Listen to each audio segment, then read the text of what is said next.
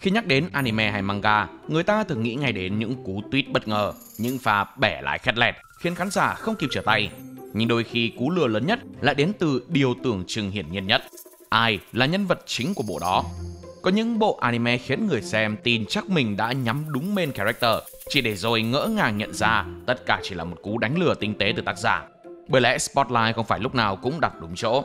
Có người mở màn hoành tráng nhưng lại mất hút giữa chừng. Có người tưởng chỉ là phụ nhưng dần dần lại trở thành trung tâm của câu chuyện. Và cũng không ít lần chúng ta bị nhầm lẫn giữa nhân vật được chú ý nhất với người thực sự gánh cả mạch chuyện. Hôm nay hãy cùng nhau khám phá những nhân vật khiến khán giả không ít lần ngộ nhận cùng lý do tại sao nhé.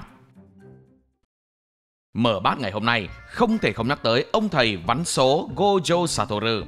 Cái độ nổi tiếng của thầy năm thì rõ là chả phải bàn. Gojo nổi điên đến mức những người chưa từng xem Jujutsu Kaisen cũng biết đến anh trước tiên, chứ chẳng phải là cậu main tóc hồng Itadori Yuji.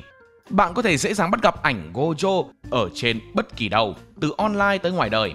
Cái thời Jujutsu Kaisen ra anime, các con vợ dùng mấy quả nhạc cáp cắt giật giật mà gắn với JoJo thì chỉ có viral trở lên, chứ méo thế nào mà flop được. Ở thời điểm đó, Gojo có thể gọi là on top server Jujutsu, từ sức mạnh đến ngoại hình. Sukuna khi ấy làm gì đã đủ ngón mà chơi được với anh. Vớ vẩn gái bẩn là bị tẩn liền.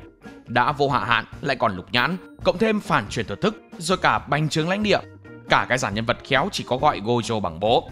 Anh không thích thôi, chứ anh muốn thì quét map cái một. Mà không chỉ mạnh, thầy gộ còn đẹp trai nữa. Tóc trắng mặt xanh, body loanh quanh chữ hoàn hảo. Nhìn cái quả tạo hình này thì chị em nào mà không đói. Cộng một chồng yêu ngay và luôn cho được. Nhất là Gojo lại thường đeo bịt mắt, nhìn vào là thấy khác bọt liền. Theo tâm lý thông thường thì cứ có một miếng da nào đấy bị che đi là người ta sẽ tự động cảm thấy tò mò. Tại sao lại che đi? Có vết thương hay ám ảnh quá khứ gì? Hay là thanh niên đó có sở thích bảo vệ làn da khỏi tia UV? Xong đến lúc cái miếng che mắt đó được tháo ra thì đúng là ôi dồi ôi, visual phải nói là bùng cháy khắp cõi giang hồ. Ngay từ lần đầu tiên xuất hiện trong Jujutsu Kaisen, Gojo đã khiến khán giả phải để ý. Một ông thầy tự dưng chui đâu ra như một vị thần, học trò thì học hết cả tiết canh, mà mình thì cứ đứng khịa. Nhưng mà đến khi ra tay thì bá đạo khỏi bàn. Nói chung là ở Gojo hội tụ đủ hết tất cả những yếu tố cần thiết của một nhân vật nổi tiếng. Tôi có vài đứa bạn chả bao giờ đụng đến anime hay manga, nhưng thi thoảng chúng nó vẫn bắt gặp một thằng cha tóc trắng đeo bịt mắt, mồm thì cứ dồ ái mồ. Nhất là cái đợt thầy năm chính thức lên bàn thờ ngồi. Fan như tôi thì không nói làm gì rồi, mà cả lũ bạn tôi cũng có đứa biết nữa. Sống khôn chết thiêng đến thế là cùng chứ còn thế nào được nữa. Bảo sao Gojo lại được xem là một hiện tượng vượt ra khỏi thế giới anime và trở thành biểu tượng đại chúng. Huống gì đến cái chuyện đơn giản là cướp spotlight của Itadori. Trước khi có Gojo Satoru, chúng ta đã có người đàn ông máu sét. Máu sét nào mỗi lần xuất hiện là cả fandom phải gào thét. Xin phép được gọi tên Levi Ackerman, cái tên làm mưa làm gió cộng đồng anime suốt cả thập kỷ trước. Thấp bé nhẹ cân, mặt thì lúc nào cũng như đang táo bón 7 ngày. Mắc bệnh sạch sẽ, lạnh lùng ít nói, nhưng hễ cứ mở mồm ra là thở câu nào thối câu đấy. Võ tay chân anh không thua, mà đứa nào thách võ mồm thì anh cũng chấp. Người thì có một màu như trai 16, nhưng tuổi thật đã ngấp nghé 40. Vừa lùn vừa già vừa cọc. Ấy thế nhưng khi Levi rút kiếm ra là cả bộ anime trở thành một cái sân khấu chỉ để cho anh múa. Tôi nghĩ là những animator nào đảm nhận mấy phân cảnh chiến đấu của Levi rất ghét tên lùn này, vì tại anh ta mà họ trở thành khách quen của mấy phòng khám trĩ. Nói chung thì như fandom vẫn thường gọi vui, người ta xây tường thành là để bảo vệ Titan khỏi Levi. Được mệnh danh là chiến binh mạnh nhất nhân loại. Mỗi lần Levi xuất hiện là một lần khán giả như được uống Red Bull tinh thần vậy, phê tận nóc. Với phong cách cầm kiếm ngược rồi xoay vòng vòng mà xẻo thịt Titan, nhìn Levi chả khác nào cái spinner di động. Zig rén lắm. 100 Levi tay bo với một khỉ đột thì tôi không chắc, chứ Levi mà có bộ động cơ thì chỉ cần một thôi là ăn chặt. Gọi thêm vài con Titan thường ra khéo kèo này mới cân. Zig mỗi lần thấy lệ lùn chắc tổn thương lắm, vừa tổn thương vừa tổn lùi. Chắc đó là lý do mà tác giả phải cho anh Lệ nổ như pháo hoa cho bớt mạnh lại, chứ không thì trận đại chiến chắc lại một mình ông già gánh tụi nhỏ. Levi mạnh và được xây dựng với những đặc điểm rất riêng, nên ngay từ lúc ra mắt đã chiếm được cảm tình của đông đảo người hâm mộ, để rồi từ đó hình ảnh chiến binh lùn tràn lan cõi mạng, khiến nhiều người lầm tưởng Levi mới là nhân vật chính. Tôi còn nhớ từng nghe ông bro nào đấy than thở ban đầu cứ đinh ninh là vậy, nên vừa coi vừa chửi phim mãi éo thấy mên đâu, do Levi tận tập 4 mới được debut một tí. Và bạn biết không, Mặc dù Levi chỉ xuất hiện chắc chưa được 10 phút trong suốt season 2, nhưng vẫn xuất sắc đứng thứ 5 trong hạng mục Best Male Character của giải 7th New Type Anime Awards năm 2017. Cũng là nhân vật duy nhất trong Attack on Titan lọt vào top 10 hạng mục này. Mà thời điểm đó thì cũng dễ hiểu khi người ta yêu quý Levi đến vậy. Trong những season đầu, Eren chưa phải là một main đột phá, dù có động lực rõ ràng nhưng cậu lại thường xuyên bị động, hành động bốc đồng, thậm chí đôi lúc còn bị gồng quá mức. Trong khi đó Levi mỗi lần xuất hiện là một lần tỏa sáng, ra tay dứt khoát, hành động hiệu quả, lại có phần thần thái trầm tĩnh nữa. Thì dĩ nhiên là Eren đã giành lại được vị thế của cậu ấy rồi, nhưng không thể phủ nhận sức hút của Levi xuyên suốt bộ truyện. Kiểu như Levi là người đã đem độc giả đến với Attack on Titan và góp phần lớn để giữ chân họ đến lúc Eren lên sàn vậy. Không kém cạnh gì Levi hay Gojo, ta cùng đến với Dazai Osamu, một anh chàng khùng khùng dở dở, với vai trò là người cố vấn cho nhân vật chính Atsushi Nakajima. Dazai đã xuất hiện từ những tập đầu tiên của Bungo Stray Dogs, nhưng sự hiện diện của anh lại mạnh mẽ đến mức lu mờ luôn cả main thật sự. Có nhiều lý do khiến Dazai dễ dàng gánh spotlight. Trước hết là thiết kế nhân vật quá hút mắt, tóc nâu rối, vẻ ngoài thư sinh lãng mạn, nhìn như mấy anh fuckboy chuyên đi dụ dỗ gái nhà lành. Thực ra Dazai cũng chả khác thế là bao, nhưng mà càng tà đạo thì càng lắm người mê. Anh quấn băng chi chít, miệng lúc nào cũng cười toe toét, trông rất là ngứa đòn, nhưng thần thái lại bí ẩn đến khó đoán. Cái nét như mới chui ra từ nhà thương điên cũng là một signature quan trọng. Lúc nào Dazai cũng mang một cái vẻ bỡn cợt, chả bao giờ làm cái gì một cách nghiêm túc, nhưng thực ra lại sở hữu trí thông minh tuyệt đỉnh và khả năng thao túng thượng thừa. Ẩn sau cái tính lầy và nhây là một nhân cách cực kỳ rối rắm mà chẳng ai hiểu được. Một lý do nữa là Dazai luôn lải nhải về việc tự tử, biến cái việc chả lấy gì làm hay ho đó trở thành tư tưởng sống luôn. Chi tiết này thì lấy cảm hứng từ văn hào Dazai Osamu ngoài đời thật. Nhưng lấy từ đâu không quan trọng, quan trọng là nó vừa trở thành thương hiệu của nhân vật, vừa khiến nội tâm của Dazai trở nên sâu sắc hơn bao giờ hết. Không biết đã có bao nhiêu cái theory nhảy sổ và phân tích mổ xẻ Dazai. Khán giả bị cuốn hút bởi rất nhiều câu hỏi. Anh ta thực sự muốn gì? Quá khứ của anh ta ra sao? Liệu anh ta có phải người tốt không? So với nhân vật chính Atsushi với một mô típ thường thấy, một động cơ thường thấy và những hành động thường thấy, thì Dazai quả là có sức hút hơn rất nhiều. Trên mạng xã hội, hình ảnh Dazai tràn ngập từ fan art, meme đến cosplay, chẳng thua kém gì hai ông thần trên kia. Trên TikTok còn có một cái sao dành riêng để ghép cho Dazai nữa. Nghe phát biết liền là Dazai. Vì thế nên nhiều người dù chưa từng xem Bungo Stray Dogs vẫn biết đến một thằng khùng đẹp trai thích tự tử và tự ngộ nhận luôn đó là nhân vật chính độc đáo. Tiếp tới trong danh sách này là thủ lĩnh băng thổ man Mikey from cô hồn thủ đô. Bỏ qua sự tào lao của cái bộ này thì không thể phủ nhận là Mikey vẫn là một nhân vật rất nổi đến mức không ít người nghĩ rằng đây mới chính là main chứ không phải thanh niên mít ướt nào đó. Sức hút của Mikey đến từ sự đối lập. Bên ngoài là một cậu nhóc trông như học sinh tiểu học với mái tóc vàng bồng bềnh và khuôn mặt ngây thơ, nhưng lại là thủ lĩnh đáng gờm của băng đảng thô man, sẵn sàng hạ gục bất kỳ đối thủ nào chỉ với một cú đá. Cái danh thủ lĩnh bất bại không phải để trang trí. Mikey thực sự là biểu tượng sức mạnh, bản lĩnh và khí chất trong cái thế giới của mấy thành phần bất hảo. Mì cay là kiểu nhân vật mà chỉ cần bước vào khung hình là khí chất đã tự động đè bẹp mọi nhân vật xung quanh. Trong khi Takemichi được xây dựng là một chàng trai tốt bụng, kiên trì, dũng cảm chiến đấu theo style vua lì đòn, thì Mikey lại mang trong mình thứ aura khiến người khác phải kính nể. Dù lâu lâu vẫn hành động như chầu tre, nhưng đến lúc cần ngầu thì vẫn ngầu như trái bầu. Chả cần nhấc mỏ lên mà đàn em vẫn cứ là tuân theo răm rắp. Nếu Takemichi là hiện thân của sự cố gắng không ngừng, thì Mikey lại là một mô típ mà xua kèo là sẽ chiếm sóng nhân vật chính. Mikey có thể trẻ con và vô tư khi ở cạnh bạn bè, nhưng khi hành động với tư cách là lãnh đạo thổ man, chúng ta thấy một Mikey hết sức quyết đoán. Cậu có thể thông cảm hoặc tàn nhẫn với kẻ khác tùy theo hoàn cảnh và cảm xúc của bản thân, vừa gánh nặng trách nhiệm, vừa ra mình trong nỗi cô đơn không thể nói thành lời. À mà quên, tay này cũng giống Levi, lùn, nên cái dốc chiều cao cũng góp phần làm nên hình ảnh đặc biệt khó quên cho nhân vật này. Nếu cuộc đời là một sân khấu, thì Hoshino Ai sinh ra là để đứng ở trung tâm spotlight. Ánh đèn rọi cô sáng đến mức khán giả quên mất cả thế giới xung quanh luôn. Và đôi mắt lấp lánh hình ngôi sao, hình ảnh mang tính biểu tượng đến mức gắn liền với cả tên bộ truyện. Ai không chỉ khiến fan phát cuồng trong phim, mà còn khiến khán giả ngoài màn hình cũng trao đảo chẳng kém. Là tâm điểm sân khấu, là ánh sáng rực rỡ nhất trong thế giới giải trí hỗn loạn. Ai hội tụ đầy đủ mọi yếu tố của một center lý tưởng, nhan sắc, tài năng và cả cái aura của một nhân vật chính không hề giả chân miếng nào. Ở Ai có sự mâu thuẫn kỳ lạ, vừa ngây thơ vừa tính toán, vừa hồn nhiên vừa chất chứa nội tâm nặng trĩu. Tác giả cũng xây dựng cho Ai một vấn đề đàng hoàng để cô đối mặt, đó là cái thai song sinh của một idol mới chỉ 16 tuổi. Khi người ta đã chót tin rằng đây là câu chuyện về hành trình trưởng thành, nuôi con của một cô nàng idol, thì ai bay màu luôn. Ảo thật đấy. Cô nàng vụt trở thành hiện tượng và rồi hẹo ngay chỉ trong tập phim đầu tiên, khiến cho bao con tim chưa kịp xao xuyến đã phải vội chia buồn cùng gia quyến. Quá nhanh, quá nguy hiểm. Dù mọi sự kiện trong Oshinoko đều là hệ quả của AI, nhưng có chết ngoẻo rồi thì lấy đâu ra nữa mà nhân vật chính. Đúng là không có AI thì đã chả có Aqua với Ruby, cũng chả có cái bộ này để mà coi. Nhưng mà dù thế nào thì cô cũng chỉ là một nhân vật phụ đóng vai trò quan trọng thôi. Mà thực ra thì cho đến tận bây giờ, nhiều người vẫn cho rằng AI dù bạc phận, nhưng ít ra vẫn còn là nhân vật được xây dựng tốt nhất cái bộ truyện này. Oshinoko, nó như Lào thì các anh em cũng chắc biết rồi đấy. Một cái món mà khéo đưa con Kiki nhà tôi nó cũng thế. Nên ít ra những tín đồ của AI vẫn nên mừng vì thà đắp chiếu sớm mà fan còn tiếc thương, còn hơn là sống dai mà bị ném đá không thương tiếc.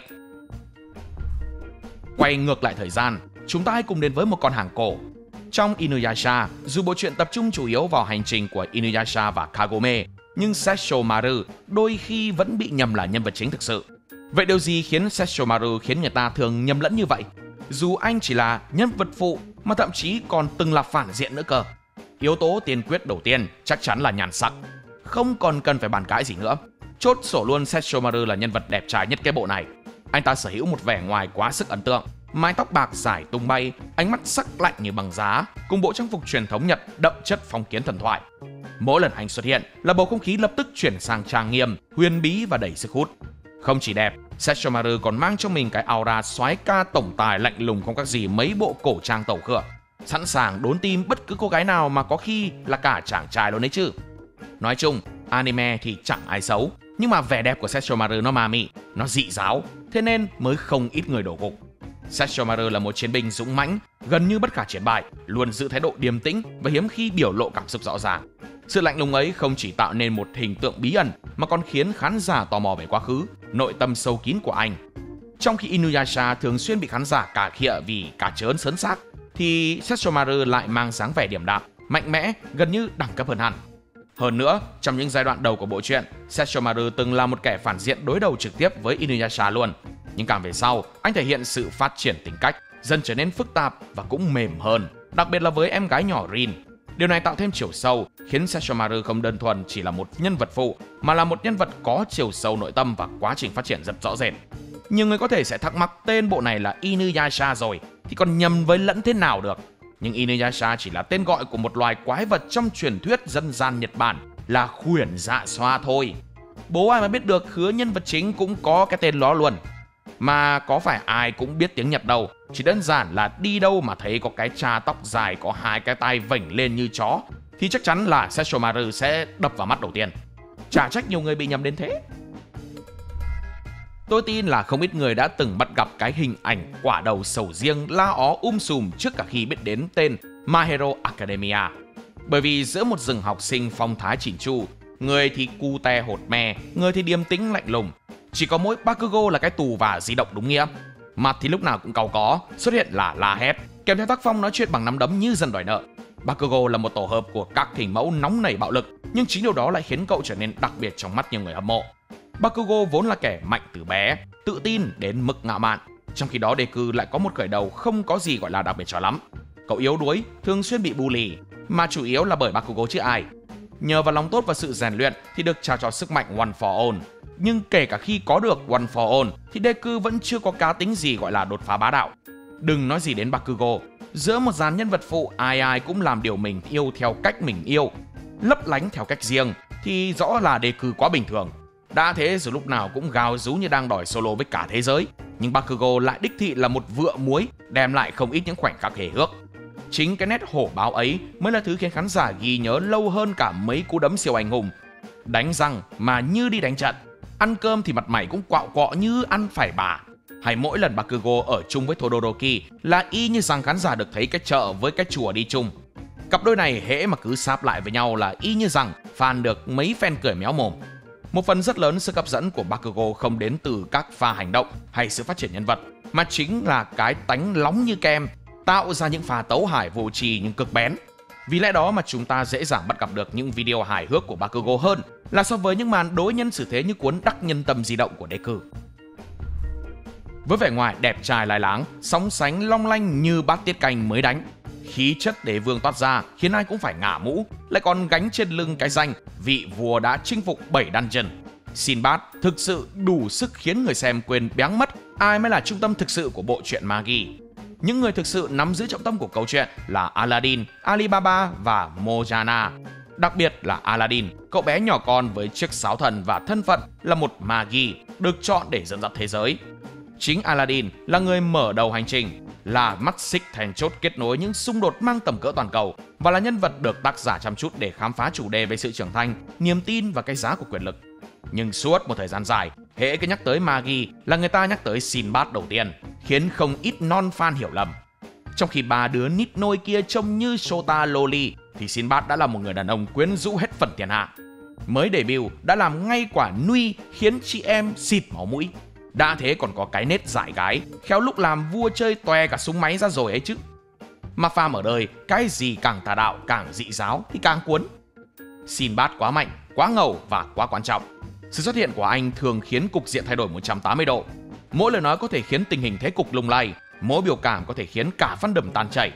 Không chỉ là một vị vua quyền lực, Sinbad còn là người từng trải, mưu mô, thậm chí còn có pha quay xe, muốn đưa cả thế giới về lại Rook, khiến không ít người ngỡ ngàng ngơ ngác.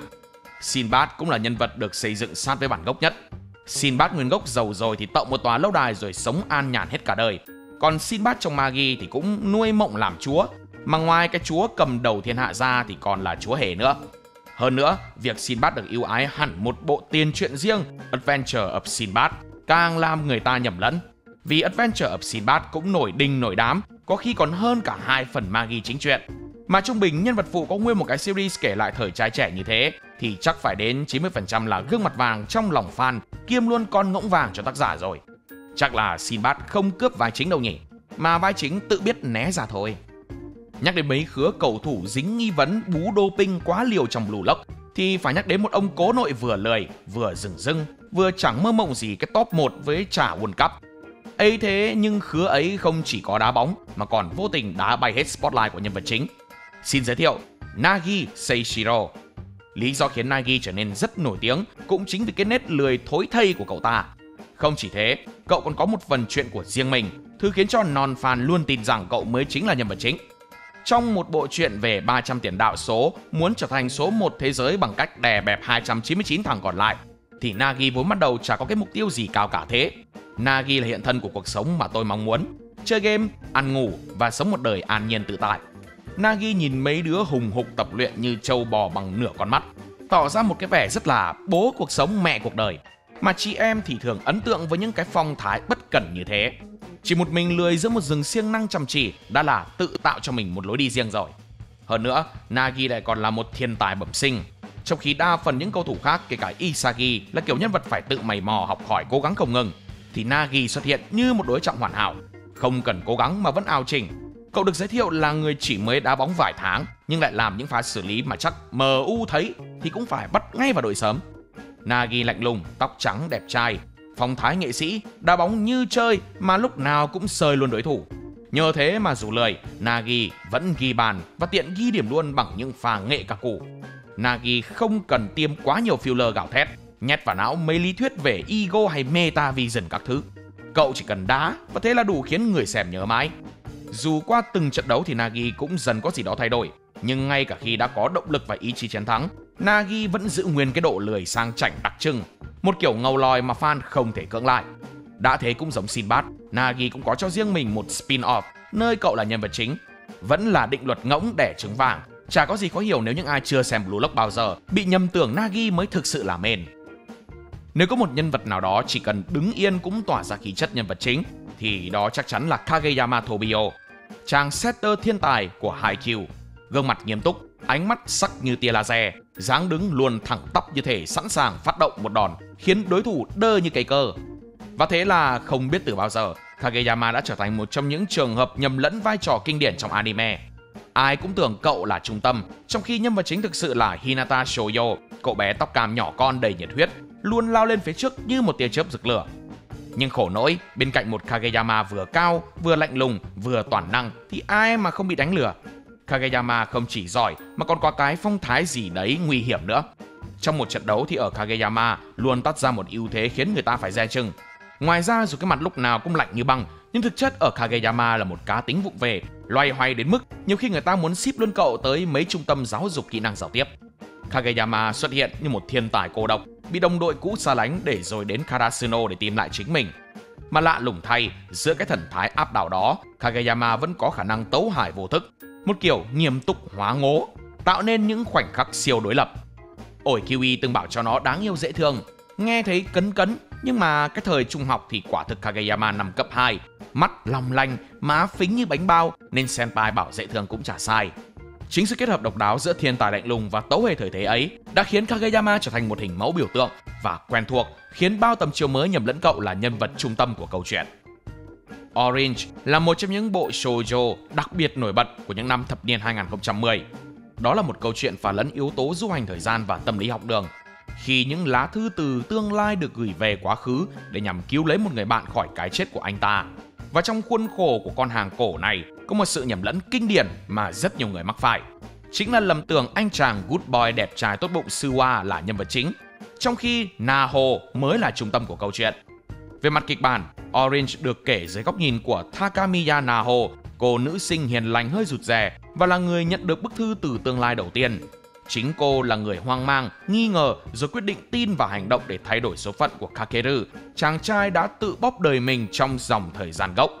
Tính ra couple chính của phim là Naho và Kakeru, chứ còn chả có Suwa trong đó. Ấy thế nhưng vị trí MVP của Orange lại rất xứng đáng thuộc về Suwa. Suwa là một chàng trai cao giáo, dĩ nhiên là đẹp trai, tốt bụng, lúc nào cũng âm thầm hỗ trợ người khác. Trong Orange thì Suwa đích thị là từ bi thánh mẫu, sẵn sàng đè nén tình cảm cá nhân để ủng hộ hai đứa bạn mình đến với nhau. Suwa sẵn sàng gửi thư về quá khứ để thay đổi tương lai của chính mình, cho cái dòng thời gian nơi mà cậu được sống với Crude Naho bay màu luôn để cứu lấy Kakeru. Dù biết là dù gì đi nữa thì Naho vẫn yêu Kakeru thôi, nhưng hành động của Suwa rất dễ khiến con người ta thương cảm. Cộng thêm hành động và tiến triển của nữ chính Naho lại có gì đó rất khó chịu và gây ức chế. Cô vụng về và thường xuyên đưa ra những quyết định vô cùng hỏi chấm, nên nhiều người bảo Suwa gánh cả cái bộ này tôi thấy cũng không sai là mấy. Suwa thường xuyên xuất hiện trong những khoảnh khắc cao trào, chẳng hạn như khi Kakeru suy sụp, khi nhóm bạn phân vân, khi Naho lưỡng lự. Suwa luôn ở đó như một người định hướng, góp phần thúc đẩy tốc độ mạch truyện và tạo cảm giác như đang dẫn dắt chúng ta thay vì Naho. Thêm cái aura trưởng thành chững chạc, boyfriend material, dù chưa xem hay đã xem hết Orange thì chắc chắn nhiều người cũng sẽ ấn tượng với nhân vật này nhất mà thôi. The Quintessential Quintuplets, hay có cái tên khác là Nhà có 5 nàng dâu, là một bộ rom-com khiến fan đau tim suốt mấy năm liền chỉ để chờ xem ai là cô dâu cuối cùng. Trong một thế giới nơi các nhân vật nữ đều na ná nhau về ngoại hình, thì nhân vật nam chính Futaro Uesugi đóng vai trò như trụ cột cảm xúc giữa cơn lốc hormone tuổi học trò.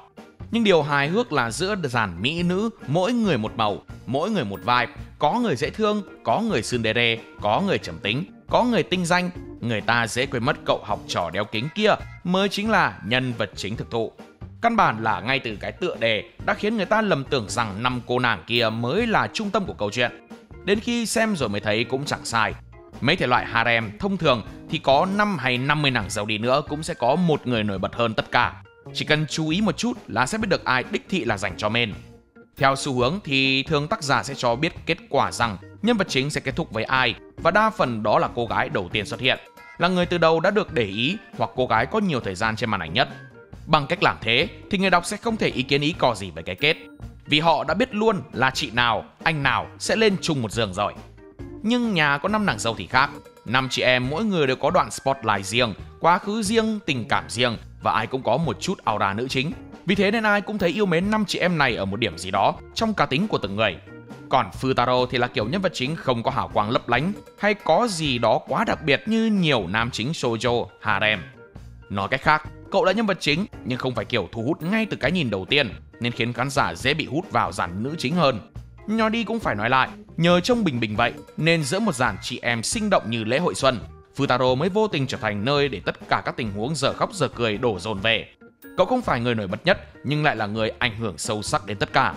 Dẫu vậy, vẫn không thể phủ nhận rằng bộ này gây lú không ít, vì rõ là thứ in hẳn trong vỏ não rõ nhất không phải là hình ảnh cậu nam chính, mà là 5 chị em siêu cấp dễ thương nhà Nakano.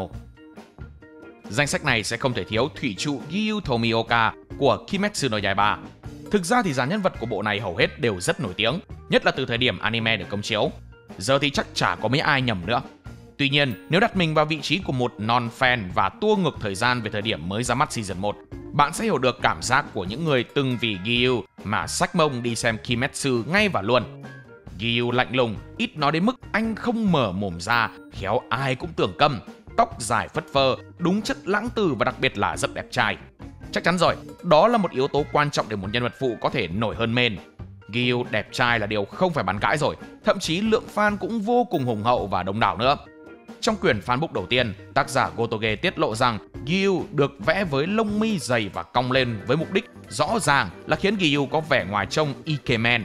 Ikemen ý là kiểu đẹp trai nóng bỏng đồ đấy. Fan thủy trụ tha hồ mà ngẩng cao đầu nhá. Giyu xuất hiện ngay từ tập đầu tiên, là người gần như đã cưu mang và định hướng cho con đường của Tanjiro. Dù dĩ nhiên, cái pha phát biểu nếu như anh đến sớm hơn thì cả nhà cậu không chết có hơi gáy tí, nhưng không sao, có thể bỏ qua được. Mới gặp Tanjiro là đã thượng cẳng chân hạ cẳng tay với cậu, nhưng điều quan trọng là cái phong thái ngầu lòi toát ra từ đó còn nóng hơn cả cái lò than nhà cậu bé tan.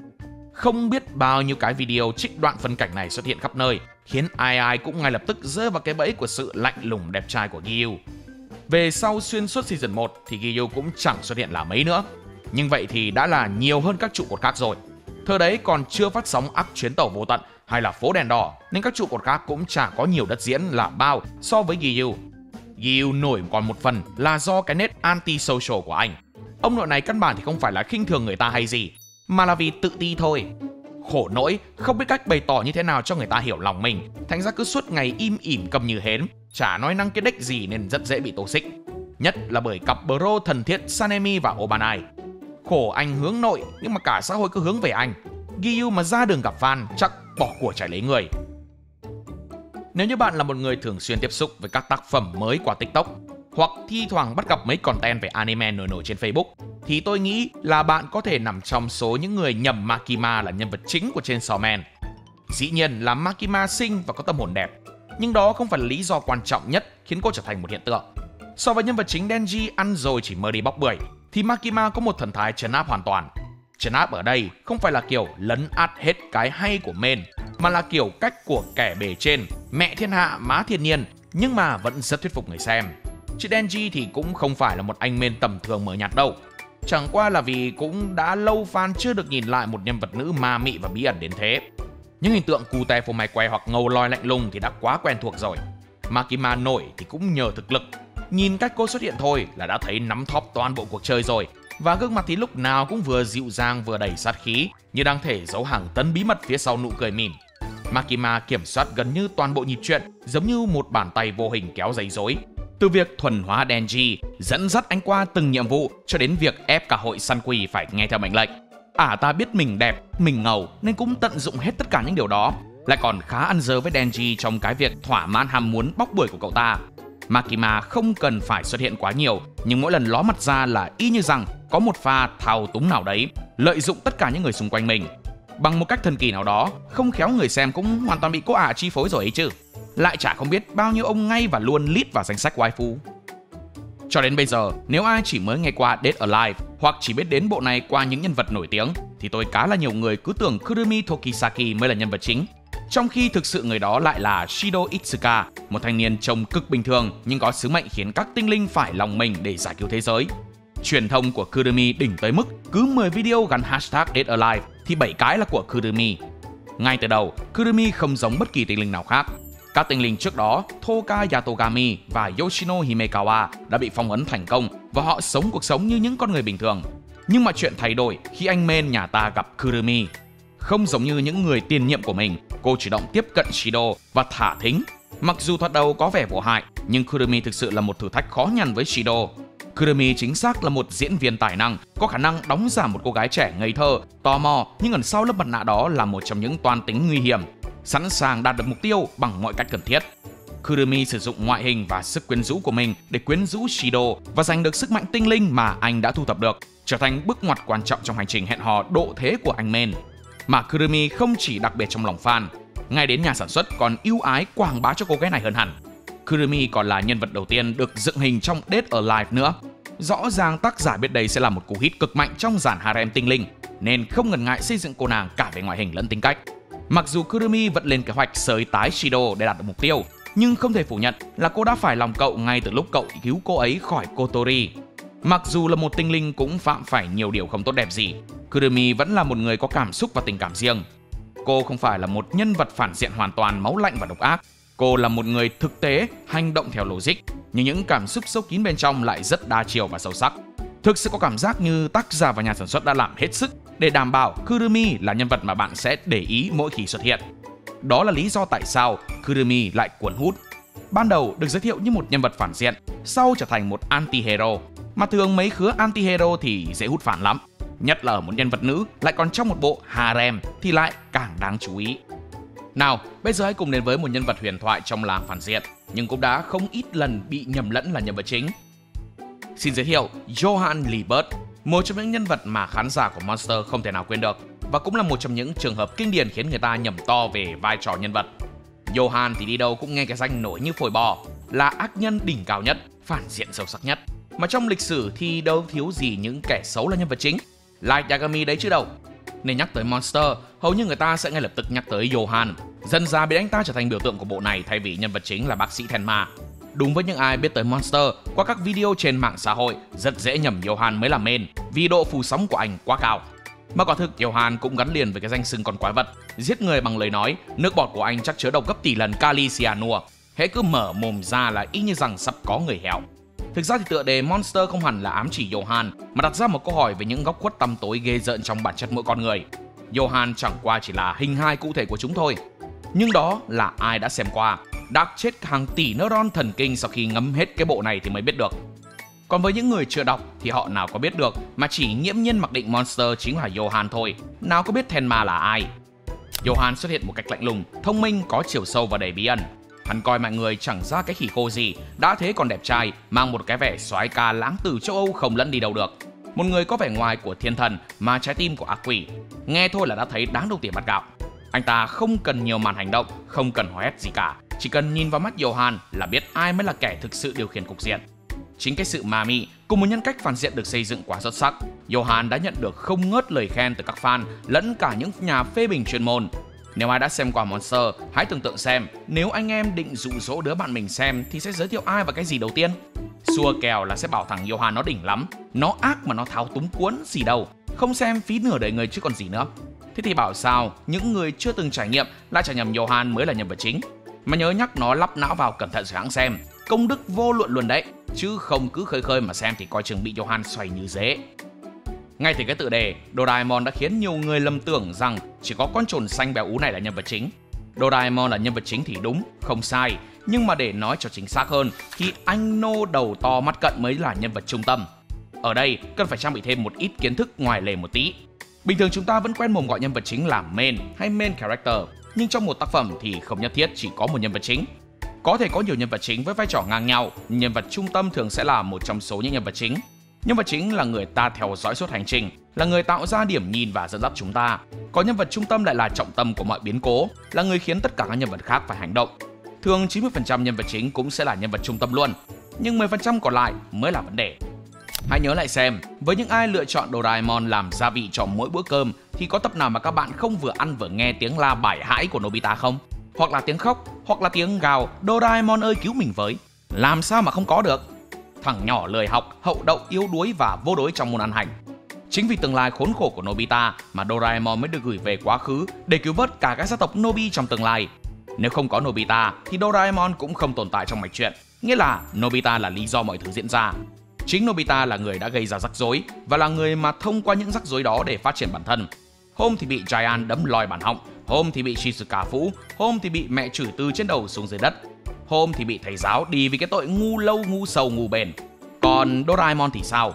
Doraemon từ đầu đến cuối vẫn luôn là chú mèo máy thông minh tốt bụng để giúp đỡ Nobita, và điều đó trường tồn xưa giờ. Nếu Nobita là người tạo ra vấn đề thì Doraemon là người tạo ra bước ngoặt cho vấn đề đó. Chú mèo máy chọc lốc xanh lè luôn tìm cách thay đổi vận mệnh cho Nobita, thử nghiệm bảo bối hoặc tự đưa ra vấn đề giúp cậu sống tốt hơn, mặc dù chả có cái nào trụ được quá một chương truyện. Vai trò của Doraemon là thúc đẩy mạch truyện phát triển nhờ vào những món bảo bối. Khi Nobita sử dụng chúng để tạo ra những tình huống cho chấn bé đủ này trải nghiệm và học hỏi, tức là Doraemon là người hành động, có mục tiêu và tác động đến câu chuyện. Chính xác định nghĩa của một nhân vật chính. Nên dù Doraemon là người hành động, dẫn dắt và giải quyết vấn đề, nhưng người có sự thay đổi trong hành động và nhận thức lại là Nobita. Nếu để ý kỹ thì các bạn sẽ thấy trong các movie hay tập truyện dài, tựa đề sẽ hầu hết đi theo công thức Nobita cộng cái gì đó. Nobita và nước Nhật thời nguyên thủy, Nobita và vương quốc chó mèo, Nobita thám hiểm vùng đất mới, Nobita và bản giao hưởng địa cầu, vân vân và mây mây. Đó, chứ chẳng bao giờ thấy tên Doraemon cộng ABCXYZ gì cả. Lý do thì đơn giản thôi, vì trong suốt những cuộc hành trình đó, Nobita là người được bộc lộ cá tính rõ nhất. Cậu đưa ra phần lớn những quyết định quan trọng và cho thấy được sự trưởng thành sau mỗi chuyến phiêu lưu. Mà nói chung thì cả hai ai cũng quan trọng. Có điều chúng ta ở đây để làm mọi thứ rõ ràng hơn. Chứ không có Nobita thì Doraemon chả mất công vòng về quá khứ chăm trẻ làm gì. Còn không có Doraemon thì Nobita chắc giờ vẫn đang bị Giant dìm trong bể cá nhà sư Neo. Hai bro này là định mệnh rồi, như mì không thể thiếu nước sôi, như quay TikTok không thể thiếu filter vậy. Nếu nói đến Fairy Tail, người ta thường nghĩ ngay đến Natsu, anh chàng tóc hồng máu chiến nhất bộ. Nhưng các bạn có biết, tác giả bộ này đã thực sự xác nhận Lucy mới là nhân vật chính không? Cũng như nhiều bộ truyện khác, Natsu là nhân vật khiến mọi trận đánh bùng nổ như pháo hoa ngày Tết. Cậu luôn là người sống đến trước, đấm cho mau hỏi han thì để sau hãng tính. Mỗi lần bạn tưởng cậu ta sắp thua thì y như rằng một sức mạnh tình bạn sẽ được bật, rồi sau đó là những màn thể hiện bé như củi khô gặp bật lửa. Về cơ bản, Natsu là một nhân vật trung tâm, chiến đấu và tạo ra những tình huống ảnh hưởng đến câu chuyện. Natsu không chỉ là một người vác theo cả cái gươm trên lưng, mà còn là một nhân vật mấu chốt mà toàn bộ Fairy Tail hướng vào. Nhưng nếu xem kỹ lại từ tập đầu tiên, bạn sẽ thấy Lucy mới là người kể chuyện. Fairy Tail mở màn bằng cảnh Lucy đi tìm Guild, gặp Natsu và rồi bị kéo vào cái thế giới ầm ĩ ì xèo của cái hội này. Cô là người dẫn dắt khán giả vào thế giới Fairy Tail, là góc nhìn bình thường để chúng ta hiểu cái đám không bình thường trong hội hoạt động ra sao. Từ chiến đấu đến các drama hội nhóm, Lucy luôn là người trải nghiệm, quan sát và ghi chép, dù không chắc là có ai đọc hay không. Vậy nên Lucy dù thoạt nghe thì tưởng chỉ là một nhân vật nằm trong tuyến chính, nhưng thực chất lại có hẳn một cái vai của một nhân vật chính luôn, người khiến mọi câu chuyện bắt đầu và kết nối bằng cảm xúc. Có một điều thú vị là phần lớn những lúc cảm xúc dâng trào, nước mắt tuôn rơi thì thường câu chuyện sẽ được bộc lộ rất rõ bằng góc nhìn của Lucy. Natsu thì là trung tâm của mọi hành động, hễ có chiến đấu ở đâu là có anh ở đâu có đồ ăn là thấy cái mặt anh. Nhưng mà nhìn chung dù là chính hay là trung tâm đi nữa thì cả hai vẫn đều là những nhân vật quan trọng, cùng tạo nên thương hiệu cho Fairy Tail. Bộ lớp học ám sát từng gây lú không kém về vai trò của ông thầy ngoài hành tinh với fanboy Nagisa của chúng ta. Khi nhắc đến Assassination Classroom, thứ đầu tiên hiện ra trong đầu đa số người xem là gì? Chính là một cục bạch tuộc vàng chóe và màu lúc nào cũng ngoác tận mang tai. Chính là Koro Sensei huyền thoại. Với những ai chưa từng xem bộ này mà mỗi lần lướt trúng poster hay sản phẩm quảng bá nào đó thì thứ đập vào mắt họ đầu tiên không thể là gì khác ngoài cái tạo hình vừa chói lóa vừa cute này. Thầy vừa là mục tiêu ám sát số 1, vừa là người truyền cảm hứng vĩ đại cho lũ nít danh hổ báo cáo trồn. Ngoại hình bá đạo, năng lực vô đối đã thấy còn là nguồn cơn khởi động cho sự tồn tại của cái bộ truyện này. Không ít người xem tới nửa bộ rồi vẫn tưởng thầy là nhân vật chính. Điều khiến người ta dễ nhầm lẫn là bởi Koro Sensei quá quan trọng. Thầy chính là lý do câu chuyện tồn tại, là mục tiêu ám sát, là giáo viên dạy cho lũ nhóc cách ám sát mình, là nguồn gốc của mọi thứ drama xảy ra trong phim. Nhưng trong khi thầy setup lên con game thì Nagisa mới là player chính. Cậu là người trải nghiệm, thay đổi nhiều nhất và trưởng thành qua từng tập. Từ một học sinh mờ nhạt, thiếu tự tin, Nagisa trở nên đủ bản lĩnh để đứng trước cả lớp, thậm chí còn chính là người dùng nhát dao kết thúc hành trình của Koro Sensei nữa. Nagisa không chỉ là người ghi chép và phân tích hành vi của Koro Sensei mà còn là ống kính dẫn dắt người xem xuyên suốt hành trình. Từ góc nhìn của cậu, ta đã thấy được sự thay đổi của từng bạn học, sự trưởng thành của cả lớp 3E và quan trọng nhất là những lớp cảm xúc phức tạp ẩn sau nụ cười của ông thầy xúc tu. Vậy nên Koro Sensei là biểu tượng của bộ truyện, nhưng Nagisa mới là nhân vật trung tâm, người gánh trọn trái tim của nó. Nhân tiện thì Đa Cổ Hin sẽ cho ra movie kỷ niệm 10 năm của lớp học ám sát. Các bạn có mong chờ movie sắp tới không? Một bộ khác mà tôi thấy fandom suốt ngày cãi nhau nổ đom đóm mắt là Akame ga Kill. Người thì bảo Tatsumi mới là main, người thì cứ khăng khăng bảo cái tên Akame nó to đùng ở trên tựa đuôi hay sao mà không nhìn thấy. Thực ra lập luận ai là nhân vật chính dựa vào cái tên xuất hiện trên tên bộ nghe nó hơi đuổi. Nhân vật mà xuất hiện trên tựa đề thì chắc chắn sẽ là titular character, kiểu như sẽ là người tạo ra thương hiệu và ấn tượng cho tác phẩm đó. Chứ có đóng vai trò trung tâm hay không thì chưa chắc đâu nhá. Nói đâu xa, ngay Doraemon ấy thôi. Quay lại với Akame ga Kill, cũng dễ hiểu vì sao nhiều người lại lập luận dựa trên tiêu đề. Vì thực chất Akame ga Kill có tới tận 3 phần truyện: Akame ga Kill Zero, Akame ga Kill 24 tập anime mà chúng ta vẫn thường biết, và Hinowa ga Crush. Xuyên suốt các phần đó là sự xuất hiện của Akame và cô cũng là người dẫn dắt người xem đi hết hành trình. Nhưng để mà nói Akame đóng vai trò trung tâm trong cả 3 phần hay không thì tôi cho là không. Akame ga Kill Zero thì đúng, ai đọc truyện thì dễ dàng thấy là phần tiền truyện này hoàn toàn focus vào Akame. Nhưng hậu truyện Hinowa Aga Crush thì không, nó đã thay đổi nhân vật trung tâm sang một nhân vật khác. Và dĩ nhiên trong Akame ga Kill 24 tập thì người được đặt nhiều trọng tâm nhất cũng không phải là Akame mà là Tatsumi. Ngay từ tập đầu tiên, chúng ta đã theo chân Tatsumi, một thanh niên từ quê lên phố, mang giấc mơ cứu độ nhân thế mà dính ngay cú tát trời giáng từ hiện thực phũ phàng. Cả bộ truyện cơ bản là xoay quanh điểm nhìn của Tatsumi. Tatsumi gia nhập Night Raid, Tatsumi mất dần từng người bạn. Tatsumi là điểm tụ cho mọi cảm xúc khán giả. Chính xác, cậu là linh hồn của phần truyện Akame ga Kill, người dắt ta đi, người khóc cùng ta, người hy sinh để ta cảm động. Thì cũng chính vì cái quả hy sinh đấy mà nhiều người cũng mới gào lên, thế méo nào lại để nhân vật chính chết. Xong lại quay ngược lại câu hỏi, thế thì liệu Akame với Tatsumi ai mới là nhân vật chính? Thế còn Akame thì sao? Cô gái này được xem là bá đạo nhất cái series này rồi. Cũng chỉ có Akame mới cân kèo nổi với phản diện chính S-Death. Nhưng Akame không hề được kể chuyện nhiều như Tatsumi. Akame cũng là người sống sót ở cuối phim, trong khi Tatsumi thì hẹo. Thực ra thì trong manga, Tatsumi vẫn sống, nhưng điều đó thì cũng không làm thay đổi vai trò của hai người này là mấy. Toàn bộ mạch truyện trong anime 24 tập cho thấy được trải nghiệm của Tatsumi. Lần đầu tiên giết người, lần đầu mất đi đồng đội, và cuối cùng là lần đầu hiểu được cái giá của lý tưởng. Trong khi đó Akame không phải là người mới. Mấy cái chuyện Tatsumi mới non tơ vào nghề thì Akame đã là tấm chiếu trải nhiều lần rồi. Cô đã là thành viên kỳ cựu của Night Raid với tính cách trầm lặng, ít nói, ít thể hiện cảm xúc. Cô xuất hiện với một phong thái đã được định hình sẵn, nghiêm túc, lý trí, mạnh mẽ. Dù có một chút hé lộ về quá khứ và sự đấu tranh nội tâm, nhưng phần lớn thời gian cô đóng vai trò là người thực thi chứ không phải là người phát triển. Những ai là fan hâm mộ của bộ này có bao giờ thắc mắc là tại sao dù trên cái tựa có chứa cái tên Hanako-kun mà xuyên suốt các sự kiện chả có mấy khi được tác giả tập trung vào góc nhìn của nhân vật Hanako không? Liệu cậu ma Hanako bí ẩn là trung tâm câu chuyện hay là cô nàng củ cải Nene siêu đáng yêu mới thực sự là nhân tố cầm trịch? Thực ra thì Hanako và Nene là một cặp, mà thường một cặp thì cả hai đều sẽ là nhân vật chính. Có thể ngang bằng vai trò, có thể một người trung tâm hơn. Nhưng với Hanako và Nene, chưa xét tới chuyện couple thì tôi đã xua kèo rằng ít nhất Hanako không phải là nhân vật được đặt nhiều trọng tâm nhất bộ truyện. Hanako-kun là ông trùm của 7 bí ẩn, người giữ cân bằng giữa thế giới người sống và linh hồn. Mọi xung đột lớn đều xoay quanh cậu, từ những trận chiến với các bí ẩn đến bí mật đau lòng về quá khứ. Dĩ nhiên thì cậu vẫn là nhân vật chính, nhưng nếu cũng cho rằng cậu kiêm luôn vai trò trung tâm thì sẽ không đúng lắm. Vì cậu giống như một NPC bá đạo hơn, tồn tại để giải thích luật lệ siêu nhiên và cứu Nene mỗi khi cô tự dấn thân vào ngõ cụt. Tức là Nene mới là main character thực sự. Cô là người dẫn dắt góc nhìn của độc giả. Từ một con người bình thường bỗng dưng bị cuốn vào thế giới ma quái, Nene thường đóng vai trò quan trọng từ khâu đi nghe ngóng thông tin về mấy cái tin đồn cho tới khi khám phá ra sự thật đằng sau. Qua đó Nene cũng dần trưởng thành và có sự thay đổi đáng kể. Ban đầu Nene luôn tạo ấn tượng là một cô gái rất tích cực, nhạy cảm và chu đáo, nhưng sâu bên trong luôn là một nỗi bất an và thực sự lo sợ rằng sẽ không ai yêu cô. Sau khi nhận được lời nguyền, cô thú nhận với Hanako rằng cô đã nhận ra mong muốn thực sự của mình là cô muốn ai đó, bất cứ ai, trả lời lại tình cảm của mình. Và sau khi biết được quá khứ của Hanako thì cô còn muốn bảo vệ cậu nữa. Nene chắc là nhân vật duy nhất khiến mọi kẻ lạnh lùng như Hanako phải bối rối, lo lắng, thậm chí là ghen mỗi khi cô xuất hiện bên cạnh Nene. Nếu không có Nene, chắc Hanako có lẽ vẫn mãi là một huyền thoại đáng sợ trong nhà vệ sinh nữ tầng 3, không hơn không kém mà thôi. Một tân binh mới nổi gần đây là Sakamoto Days, và cách xây dựng nhân vật cho bộ truyện này cũng dễ khiến người đọc cảm thấy hơi lú lú khi nhận định vai trò của Shin và Sakamoto.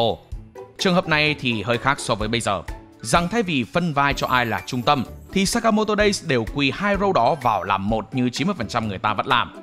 Tuy nhiên, không chỉ có một mình Sakamoto có vai trò đó, mà cả Shin cũng có vai trò quan trọng ngang hàng với Sakamoto luôn. Không phải là nhân vật chính thứ hai hay nhân vật nằm trong tuyến chính đâu, mà là cái bộ này có hai nhân vật chính. Thực ra tôi biết đa phần mọi người không nghĩ thế, nhưng hãy bình tĩnh nghe tôi phân tích xem có hợp lý không nhé. Trước hết về Sakamoto, ông sát thủ rừng mỡ này thì khỏi phải đoán rồi. Mọi diễn biến trong chuyện đều xoay quanh cuộc sống của ông cố nội này, tập trung vào cái hành trình bảo vệ gia đình thân yêu khỏi bóng ma quá khứ. Sakamoto là nguyên nhân tạo ra tất cả các sự kiện, thúc đẩy plot chuyện phát triển. Nhưng còn Shin thì sao? Shin là người đem chúng ta đến với Sakamoto. Ngay từ chương đầu tiên, người dẫn độc giả đến cửa tiệm tạp hóa của lão béo chính là Shin. Nghe giống Lucy không? Về sau, khi tham gia tổ đội báo thù của Sakamoto, ngoài việc luôn kề vai sát cánh cùng Sakamoto, thì Shin cũng trải qua quá trình phát triển nội tâm và cá tính nữa. Sakamoto đóng vai trò như mentor, một người hướng dẫn chỉ bảo cho Shin. Này thì lại na ná như Doraemon với Nobita đúng không? tức là Sakamoto là người tạo ra sân chơi, sau đó cả anh và thằng đệ cùng bước vào sân chơi đó, cùng nhau học hỏi và trải nghiệm để trưởng thành. Không thể xem Sakamoto quan trọng hơn Shin được. Đúng là có thể nếu xét về mặt hình ảnh, thương hiệu của bộ truyện, nhưng nếu không có Shin thì Sakamoto đây sẽ gần như không có cái gọi là phát triển nhân vật. Sakamoto giống như kiểu một nhân vật tĩnh, tức là trước sau gì vẫn thế, vẫn siêu mạnh siêu ngầu và luôn ra tay kịp thời để cứu đàn em. Mục tiêu của Sakamoto xuyên suốt bộ truyện luôn luôn là làm sao để thoát khỏi thế giới giang hồ mà kinh doanh yên ổn. Nhưng dạo gần đây, Sakamoto cũng đã có những đối thủ xứng tầm và bắt đầu hành trình nâng cao công lực, cũng như đối mặt với gánh nặng tâm lý đến từ mối nguy hiểm cực độ đang đe dọa vợ con, và mình là người phải bảo vệ. Nhưng những gì Sakamoto đến bây giờ mới trải qua thì Shin đã có từ lâu rồi. Chẳng hạn như những ám ảnh về quá khứ khi còn ở trong viện nghiên cứu, cho đến những dằn vặt nội tâm về sức mạnh có giới hạn của mình. Thậm chí đến cả những quyết định nặng đô như khi định giết thằng cung thủ này nữa. Đó, rất đa dạng và phức tạp phải không? Và đó là chân dung của những nhân vật tưởng là main mà không phải main. Những con người chiếm sóng truyền thông, cướp trọn spotlight, gây lú toàn fandom và khiến không ít người xem xong mới há hốc mồm vì chả biết đâu là chính, đâu là phụ, đâu là trung tâm.